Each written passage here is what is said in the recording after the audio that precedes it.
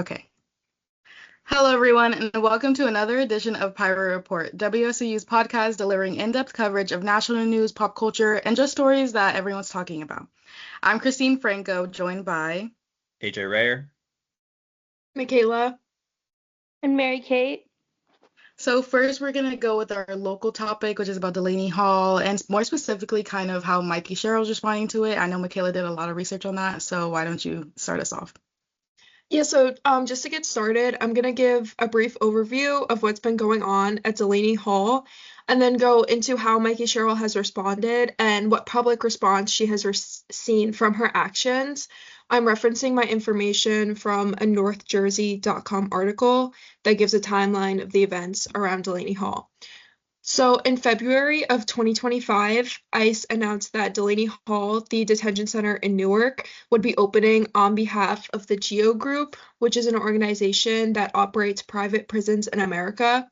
After opening, 1,196 beds were installed in the prison, and it was one of the first detention centers to open under President Trump's deportation agenda.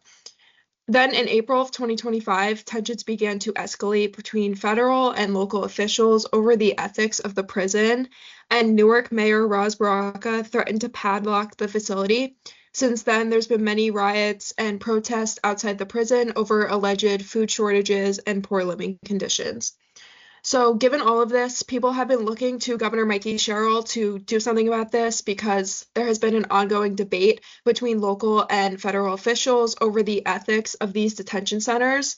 While the federal government feels they are necessary to enforce their immigration agenda, many local officials, including Mikey Sherrill, have pushed back against them for ethical reasons. Sherrill herself campaigned on pro-immigration policies, such as her financial support for the Detention Deportation Defense Initiative, as well as her support for protection over due process. In February of 2026, Governor Mikey Sherrill signed several measures aimed at limiting cooperation with immigration authorities. I'm going to give a brief overview of each.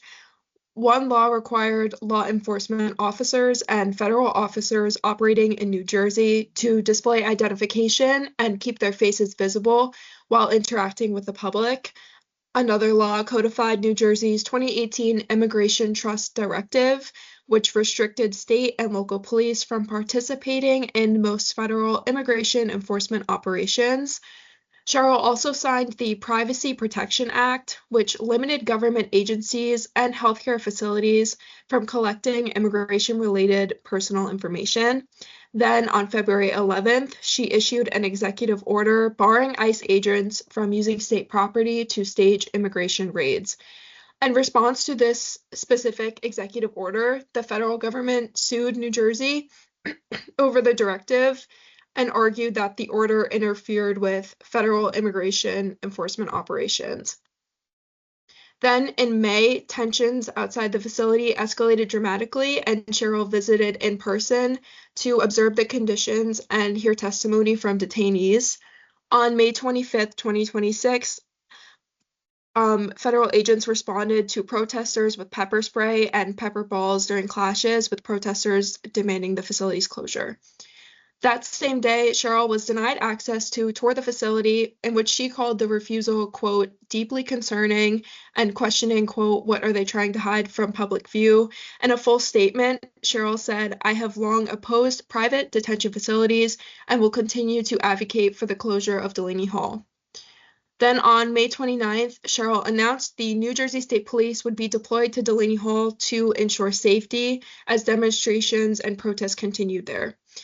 This decision caused a lot of public backlash for Sherrill. Newark Mayor Ras Baraka said having the state police there kind of resembled what ICE was doing in the first place, as they continued to clash with protesters and arrest people outside the facility.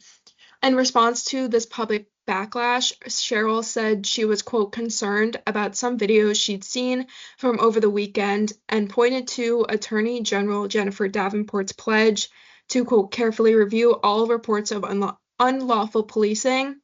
But in doing this, in having the state police there, she was mainly trying to prevent more clashes between protesters and federal agents.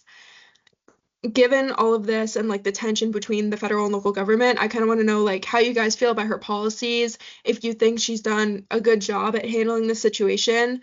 Obviously, it's tough because the federal government has such a strong pull in the situation, and it unfortunately makes it hard for her to completely shut it down. But just to start off, like, do you guys think it was wrong to send state police there to keep the protesters safe? I feel like throughout the whole situation at Delaney Hall, Governor Mikey Sherrill, she's really been adamant like the safety of protesters and just like the overall like keeping the peace between ICE agents and the protesters that were there.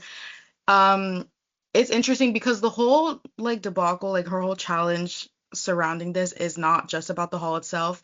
It's like balancing her criticism of the facility and then her like civic responsibility and civic duty to maintain public safety outside of it.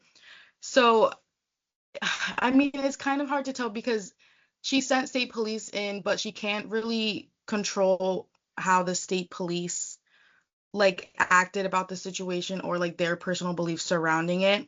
So it comes down to whether sending the state police prevented like a worse confrontation or whether it escalated tensions and kind of weakened what the protesters were trying to do and the message they were trying to get across.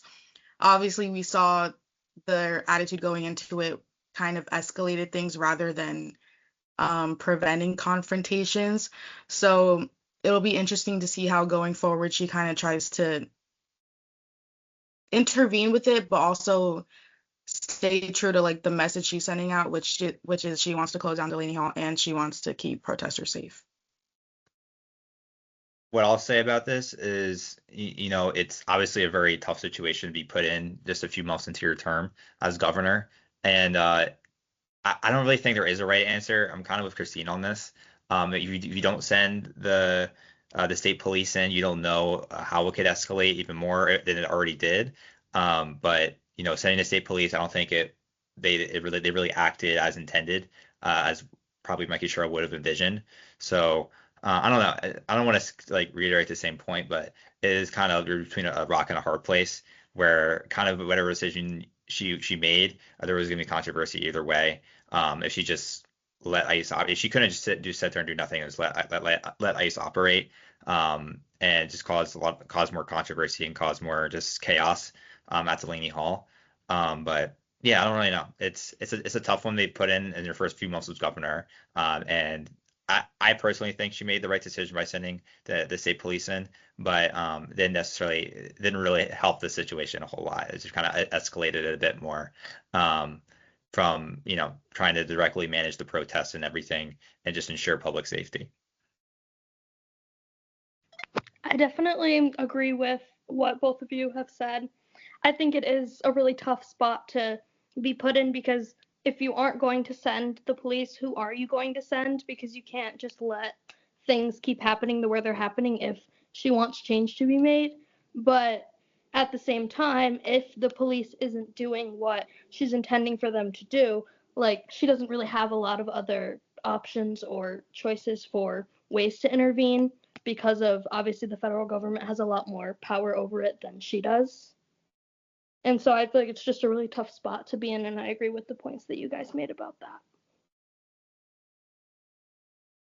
Yeah, I agree with what you guys have said. I think it's a tough situation to be in because the federal government has such a strong hold on the situation and like I think her goal is to try to just minimize the impact of this facility because it's had such like a strong impact on both those in Delaney Hall and those living near it. I think sending the police was the right thing to do. I don't think I think she had good intentions, but she can't control how they act obviously when they're there. So I agree with all of you guys on this point. Yeah, kind of like how everyone said, it is a difficult situation, especially since I believe it's a private facility, right? Yeah, it's a private facility. Yeah, so like kind of like the way like state government can kind of go about that is a little iffy and it's like a lot there's like a lot of things put in place that make it difficult for her to really get done what she wants to get done.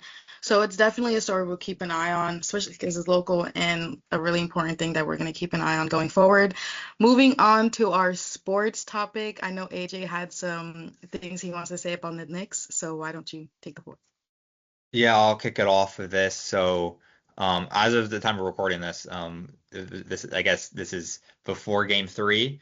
So the Knicks are leading 2-0 over the Spurs in the NBA Finals. So they won Game 1, 105-95, and they won Game 2, 105-104. So putting up 105 points in both games and are able to win, go up 2-0 on the San Antonio Spurs.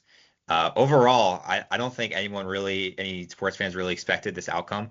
I mean, personally, I know we're in the New York, New Jersey market. I'm personally a Sixers fan, so the Knicks swept my Sixers in the second round, so I wasn't happy with that. But you got to give it to the Knicks. The Knicks have done an amazing job of containing, playing good defense on the Spurs. Victor Wembanyama, De'Aaron Fox, Dylan Harper, and I'll say they just found ways to win games. I mean, San Antonio has had a double digit lead in both games 1 and game 2. But the Knicks just take over in the fourth quarter. Obviously, Jalen Brunson has just been super clutch. He has been shooting super well in the series. But an NBA Finals is not really about efficiency and how well you shoot the ball. It's can you come up in big moments? And he's been able to do that. And he's been able to get 2 wins on the road in San Antonio, which really no one would have expected. So that brings us to Game 3, which we're recording this Sunday night, so that would be tomorrow night at the Garden. So this would be the first NBA Finals game at Madison Square Garden, the world's most famous arena, since 1999. So, it's been 27 years in the making. And I know there's a bunch of social media videos online of, I don't even need to like say that the different like accounts, but it's like Knicks fans are going absolutely crazy. The watch parties. I personally live in Pennsylvania. I'm by Philly, but even there's a few Knicks fans I know around here who I'm friends with are going nuts. Because it's something about the Knicks in New York City when they're doing well in the playoffs, and we've gotten a preview of it the first few years, last few years the Knicks were in the playoffs, is that it turns the city upside down. I was looking at tickets prices for Game 3. It's around, I think it's like almost $7,000 to get in the door. So it's ticket prices that like, you would never even imagine. Like it's crazier than the Super Bowl. I can't quote that, but it's a lot to get into the door for this. Um, and I know Donald Trump will be in attendance for Game 3, which he hasn't been to. He obviously was in New York for most of his life. I spent a lot of time there, so that'll be interesting to see how that environment is with the president in the building. For Game 3, I know the Knicks already announced there's going to be like TSA type security, which is way more obviously than a normal NBA game. You just put your ticket to the door. So security is going to be absolutely insane for this game. Um, but yeah, I mean, I don't personally. I had San Antonio winning this series in 6 games, but it's been the Knicks' clutch play and really being able to stop Victor Wembanyama, who's been the Spurs' best player all season, and just limiting his touches in the paint has been the main key. So Game 3 is tomorrow, which is June 8th. We're recording this Sunday night, it's Monday night. And the Knicks have a chance to win their first NBA Finals since 1973. So I'll leave it at that. What are you guys' thoughts on this? I'm not a sports girly, but I just have that East Coast pride. And every time I see everyone like hyped about because I don't think New Jersey has like a team, so a lot of people like claim the Knicks as like their fave, that are in Jersey. So I love fan culture and I like love like when people get passionate about things. So when I see like people just like around like Penn Station, just like they're just like everywhere, like very hyped. I have made the mistake of going to New York while there was a Knicks game going on. And I love the energy, but like never again. And I believe I saw like if they go more games that it might overlap with one of the World Cup matches. So I will be staying home that day. But I do have a funny question for you, AJ. What do you think is the expected damage to the city if the Knicks win? There's no telling. Personally, like for me, not being a New York sports fan, being a Philadelphia sports fan, we had the Eagles, and when the Eagles won the Super Bowl 2 seasons ago, it was pretty crazy going to the parade and everything. So I could only imagine what it would be like for the Knicks, a team that has, I mean, arguably probably the biggest fan base in basketball, along with the Lakers, and the fact that they haven't won one since 1973, and the fact that this has been one of the craziest runs in NBA playoff history in terms of just no one. They were a contender for sure, but I don't think anyone expected them to go on the kind of run they've been on. So yeah, I think there would be the NYPD would have a lot of issues, as I'm going to say, and not that they're having some issues already. When they made the finals, it was already an issue. After every single win, it's been a problem. So I can only imagine what it'd be like if they win. So they might build a statue for Jalen Brunson if they win. So yeah, there's that definitely going to be an issue going forward, and that'll be a big news story with the World Cup going on for sure. I like the point you brought up about like the Eagles. I remember, I forget, it might have been like a year or two ago, or maybe even more recent, but like the Eagles had won. I guys, I'm so bad at sports. This is horrible. But like the Eagles won a game, and then I just saw like videos on TikTok and even like TikTok lives. Like everyone was live, everyone was on socials, just like running around, climbing lighting posts. And I just thought that was so fun. And I love when like people get together and do fun stuff like that. And like the authorities weren't even like really even trying to intervene. They were just trying to make sure everyone was safe. So I think that was like that's such a good like sense of community. And I would love to see the Knicks win this game. And I would love to see how New York turns up after they win, hopefully. But you did mention that they haven't won a title since 73, and I think that's so interesting and that it's been a while. What do you specifically think is like so different about this year for them to have made it this far?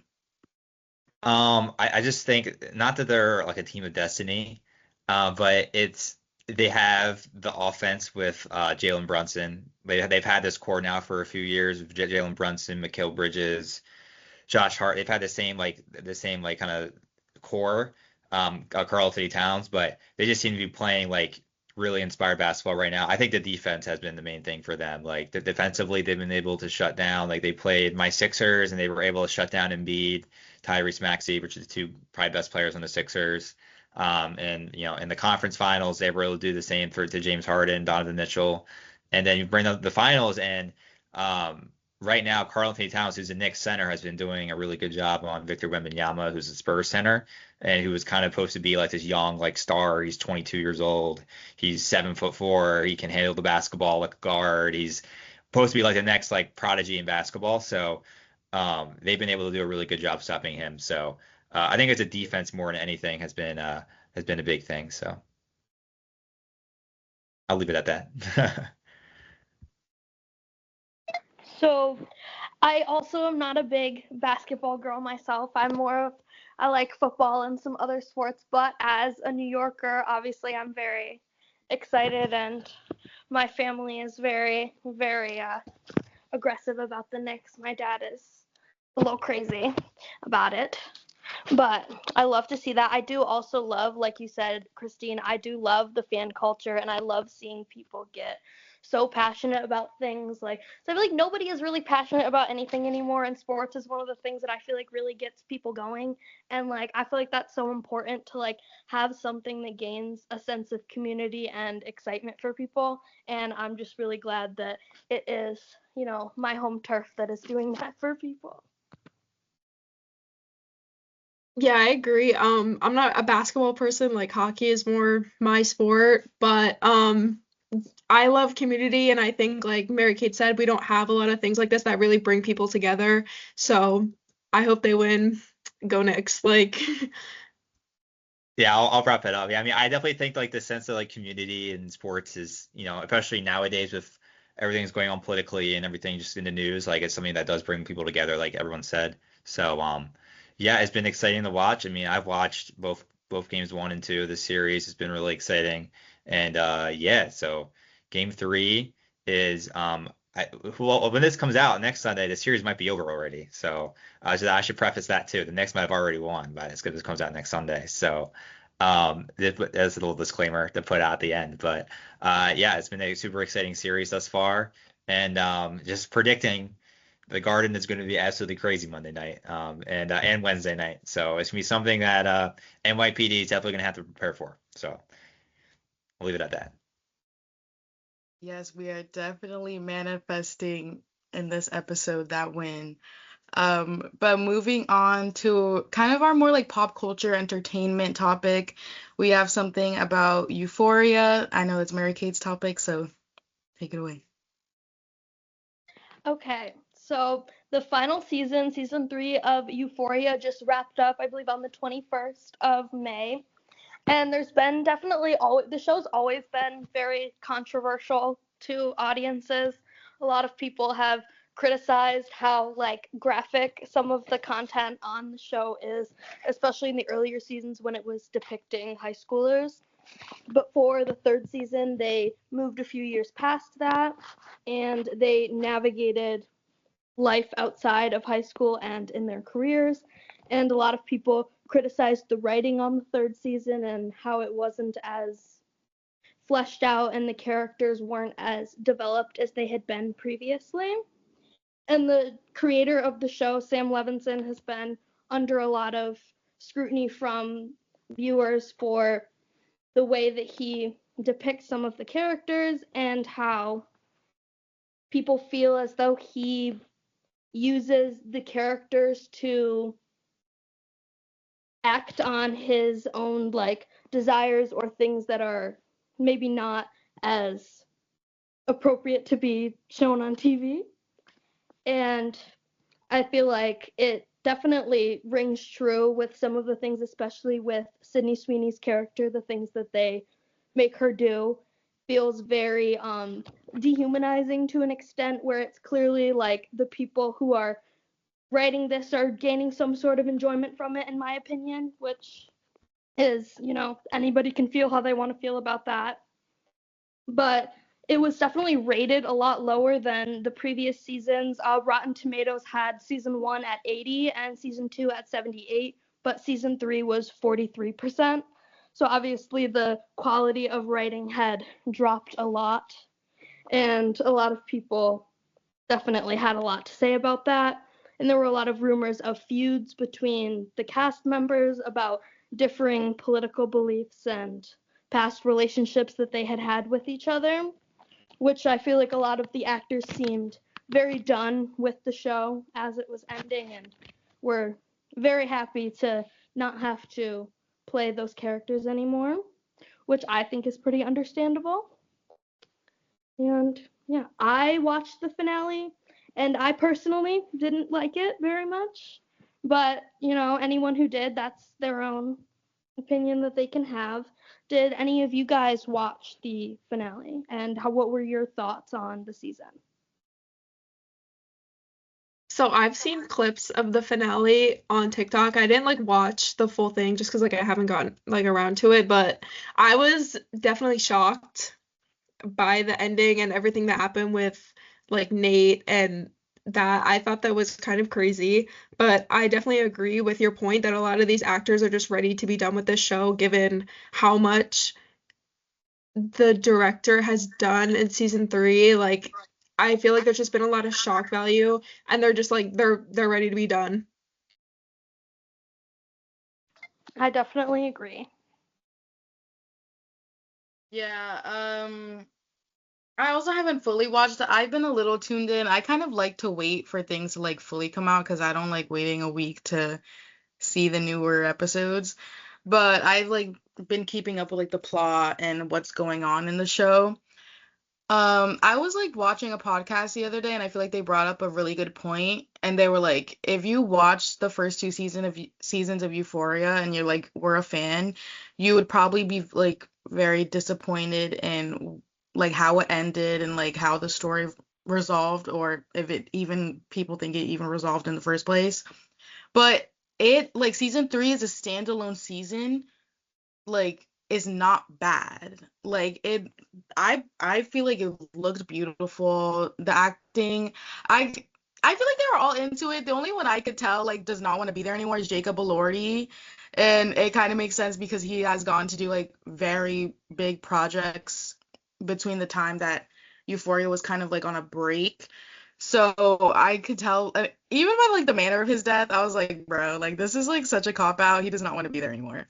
Um, but I feel like Rue's ending, it as sad as it is, like it's like realistic to me. And I think a lot of the debate goes over the ending, comes down to like what people wanted from the show. Like if you wanted realism, the ending kind of makes more sense. But if you were more invested in the characters finding healing, or maybe not even finding that, or just invested in their story personally as people, then it probably felt really disappointing. Like I saw that like Jules barely got any screen time in the finale of the show, which is kind of crazy to me because she was so vital to Rue and the storyline in general. The first two seasons, like she was a very vital person to Rue and just the character in general. She kind of had got that plot going. And if you've watched the first two seasons of Euphoria, it kind of had like that like Euphoria tone, like and like the way they shot certain things, like you could tell like, oh, this is like the style of Euphoria. I feel like in season three they kind of lost that. And I feel like it was kind of just like a, okay, guys, here. Instead of putting a lot of thought into what the fans wanted, they were just like, oh, the fans want a season three, I'm just gonna give it to them. And not, oh, the fans want a good season three, I'm gonna give them a good season three. So, oh my God, I just talked so much, but I was so passionate about this because when that first episode came out, I was like, what are we watching? But I feel like as it kind of went on, like I was like, okay, they gave us something.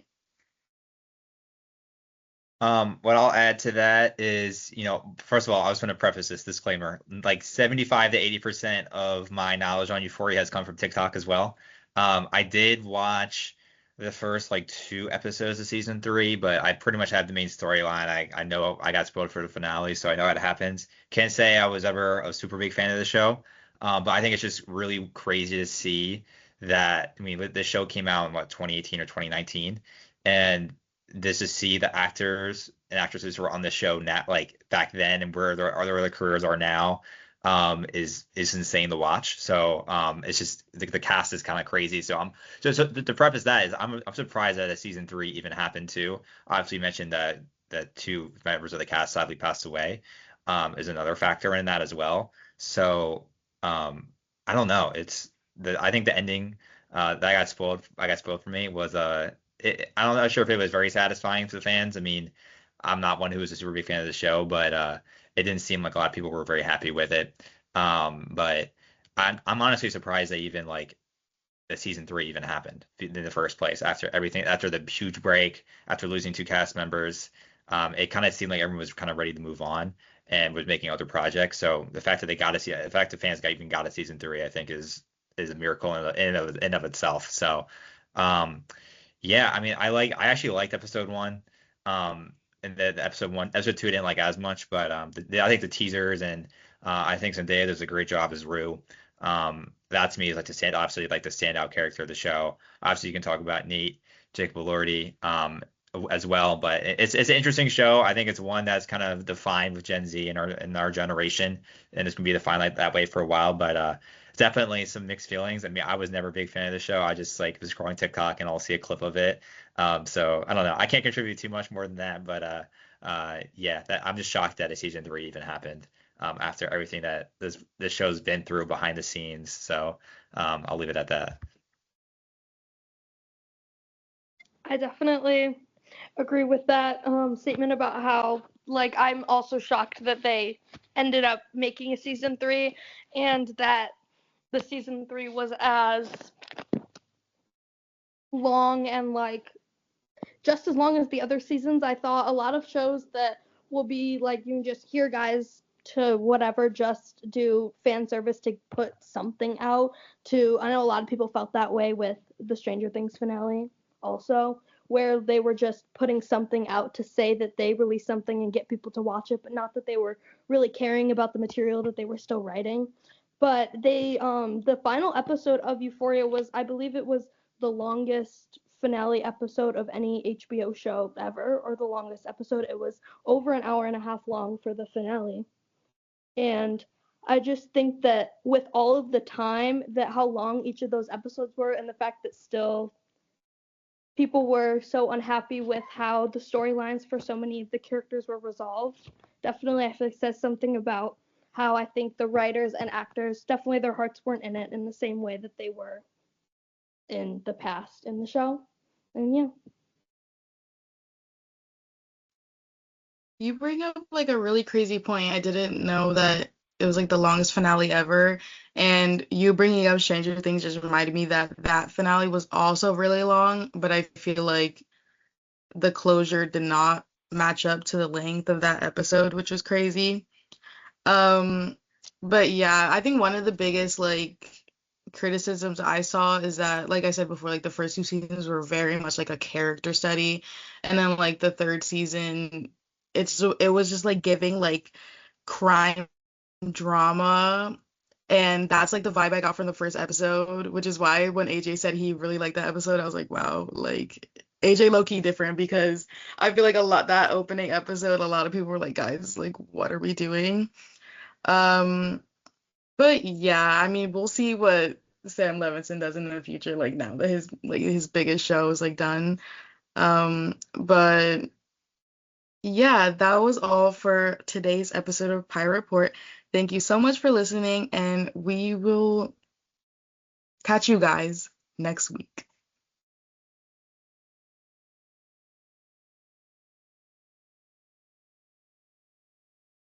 Wait, I'm literally trying to figure out how to stop recording. Oh, okay, period.